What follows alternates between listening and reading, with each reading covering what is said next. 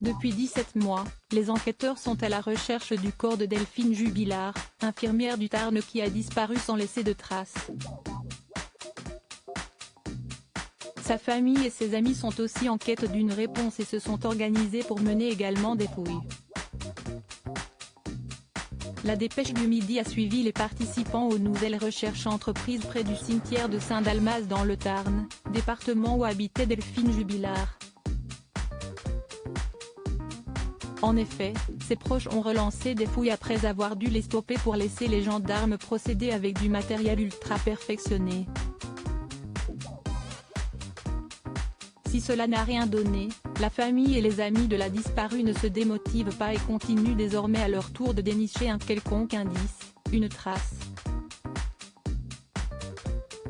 L'objectif étant de mettre fin au mystère qui entoure la disparition de l'infirmière et maman de 2 enfants qui remonte au mois de décembre 2020. Durant cette journée éreintante, des hommes ont cru s'approcher du but. Parmi les participants de ces nouvelles fouilles, Jérémy, 35 ans, et Jérôme, 44 ans. À l'aide d'un détecteur de métaux, ils ont sillonné la zone. Très motivés et acharnés à trouver une preuve, ils ont entendu leur instrument sonner. Amenez l'appel, ont-ils alors crié. Mais ce n'était qu'une fausse alerte. Pourtant, ils y avaient cru, eux qui d'habitude n'utilisaient pas de détecteur et pensaient cette fois avoir trouvé une preuve. On peut toujours passer à côté de quelque chose, expliquait alors Jérôme sur ses nombreuses fouilles réalisées. Aucune piste n'a été écartée, pas même celle d'un médium.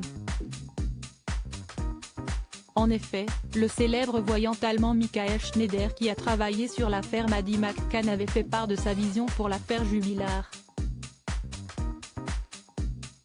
D'après lui, le corps de la mère de famille est situé dans une zone boisée, non loin de Cagnac-les-Mines, entre le cimetière et le chemin de Saint-Quentin. Stéphane, un habitué qui fait le déplacement tous les week-ends depuis Groyet, a fouillé en suivant les indications du voyant et affirmé au quotidien que cela n'a rien donné. Les fouilles du 6 juin se sont terminées sur un nouvel échec. S'il n'y a pas de corps dans cette sombre affaire, pour l'accusation, il y a de nombreux éléments qui accablent Cédric Jubilard, l'expertise des lunettes cassées de son épouse ou encore son analyse psychiatrique, ainsi que le témoignage crucial de leur fils aîné qui était présent le dernier soir de sa maman. L'époux de la mère de Louis et Elia clame son innocence. La justice devra décider le 18 juin prochain de la libération, ou pas, de l'homme actuellement en détention provisoire pour homicide par conjoint depuis juin 2021. Cédric Jubilard reste présumé innocent des faits qui lui sont reprochés jusqu'au jugement définitif de cette affaire.